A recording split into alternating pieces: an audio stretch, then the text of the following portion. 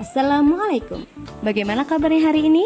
Semoga kalian selalu sehat dan dalam lindungan Allah Subhanahu wa taala. Home learning kita kali ini akan belajar tentang tematik, tema 2, subtema 3, pembelajaran 3. Jangan lupa berdoa. Tahukah kalian, masalah sampah menjadi masalah yang umum dihadapi masyarakat di kota atau daerah manapun. Berita berikut menyajikan upaya seorang pemimpin daerah untuk mengatasi sampah. Baik anak-anakku, kita perhatikan berita ini. Kelurahan Babakan Pasar luncurkan gerakan pungut sampah. Agar masyarakatnya sadar dengan kebersihan lingkungan, terutama masalah sampah, Kelurahan Babakan Pasar mengajak warganya dalam gerakan pungut sampah atau GPS. Lurah Babakan Pasar Rokib Al-Hudri menyatakan, GPS ini merupakan program pemerintahan Kota Bogor pada tahun 2016. Program ini bertujuan agar Kota Bogor terbebas dari sampah. Karena masalah sampah merupakan tanggung jawab seluruh masyarakat. Sampah ini bukan hanya tanggung jawab pihak kelurahan atau orang per orang, tapi tanggung jawab bersama kita semua, jelasnya. Rokib berharap ke depannya warga Babakan Pasar lebih peduli lagi dengan sampah yang selama ini selalu berserakan, sehingga wilayah Babakan Pasar terbebas dari sampah. Kalau sampah ini sudah tertata dengan baik, selain indah dipandang, maka warga masyarakat pun akan terhindar dari penyakit, pungkasnya. Ayo menulis. 1. Di mana lokasi daerah pada berita tersebut? Ya, betul, Kelurahan Babakan Pasar. 2. Apa masalah yang dihadapi? Iya, benar banget. Masalah sampah. Nomor 3. Bagaimana penyelesaian yang diambil oleh pemerintah kota tersebut? Mengajak warganya dalam gerakan pungut sampah atau disingkat dengan GPS. Nomor 4. Mengapa semua masyarakat bertanggung jawab atas masalah sampah? Semua warga masyarakat Kota Bogor bertanggung jawab atas masalah sampah agar Kota Bogor terbebas dari sampah. 5. Apa keuntungannya jika masalah sampah dapat teratasi dengan baik? Betul sekali, selain indah dipandang juga akan terhindar dari penyakit. Lalu, apa yang terjadi jika masyarakat tidak mau bertanggung jawab atas masalah sampah? Jika masyarakat tidak mau bertanggung jawab atas masalah sampah, maka lingkungan akan menjadi kumuh dan tumpukan sampah akan tersebar dan juga mengundang penyakit. Sampah yang menumpuk dapat mencemari lingkungan dan mengganggu kesehatan organ pernapasan. Coba kalian perhatikan gambar di samping. Tahukah kamu, ada orang yang kegiatan sehari-harinya adalah mengumpulkan sampah yang dapat diolah kembali? Ya, betul. Kita biasa menyebutnya sebagai pemulung.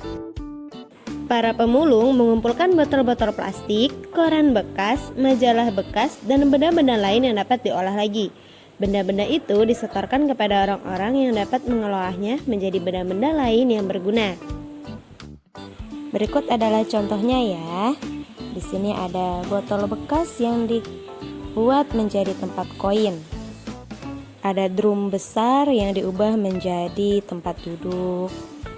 Ada pula berbagai bungkus plastik yang diubah menjadi tas cantik. Berikut contoh-contoh lain dari pemanfaatan barang bekas sebagai kerajinan tangan atau benda-benda yang bisa kita gunakan sehari-hari ya.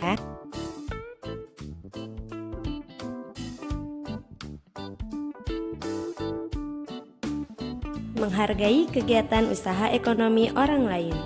Kegiatan ekonomi yang dilakukan setiap orang melibatkan orang lain. Keterlibatan orang lain dapat dilihat dari kegiatan produksi, distribusi, dan konsumsi. Pada kegiatan produksi, orang yang terlibat adalah tenaga kerja.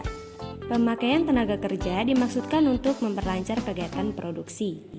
Tenaga kerja akan memperoleh balas jasa dari produsen berupa upah atau gaji dari produsen. Selanjutnya, barang hasil produksi akan disalurkan kepada konsumen atau masyarakat oleh distributor. Dari kegiatan penyaluran barang tersebut, distributor akan memperoleh keuntungan. Contoh distributor adalah agen, pedagang besar, dan pedagang eceran. Jadi dapat disimpulkan kegiatan ekonomi itu ada 3 ya, produksi, distribusi, dan konsumsi. Sedangkan orang yang melakukan produsen, distributor, dan konsumen. Jika kita artikan, konsumen adalah pihak yang mengonsumsi barang dan jasa untuk memenuhi kebutuhan hidupnya, sedangkan distributor adalah perantaranya. Ketiga pelaku kegiatan ekonomi tersebut akan saling berhubungan membentuk arus diagram ekonomi. Menurut kodratnya, manusia berperan sebagai makhluk sosial dan makhluk ekonomi. Sebagai makhluk sosial, manusia akan berhubungan atau berinteraksi dengan manusia lain. Sedangkan sebagai makhluk ekonomi, manusia akan melakukan kegiatan ekonomi dalam upaya memenuhi kebutuhan hidupnya. Berikutnya, amatilah pakaian yang kamu kenakan. Bagaimana berlangsungnya proses produksi pakaian? Untuk lebih jelasnya, yuk perhatikan gambarnya. Untuk membuat pakaian, produsen pakaian membutuhkan bahan baku berupa kain dan benang. Kain dapat diperoleh dari perusahaan pemintalan benang. Bahan baku benang berupa kapas yang dihasilkan dari perkebunan tanaman kapas. Untuk menjadi benang, kapas dipintal terlebih dahulu. Kemudian, benang ditenun di pabrik tenun hingga menjadi kain. Selanjutnya, kain dapat dibuat pakaian oleh penjahit. Begitulah proses panjang produksi pakaian. Banyak pihak yang terlibat dalam proses produksi ini. Ada petani tanaman kapas, pekerja pemintalan, penenun kain, penjahit, dan pengusaha garmen. Begitu panjangnya proses produksi ini, hendaknya kita perlu menghargai kegiatan usaha ekonomi orang lain. Baik anak-anakku, terima kasih karena sudah menyaksikan video ini. Semoga bermanfaat ya. Jaga kesehatan dan tetap semangat belajar dari rumah.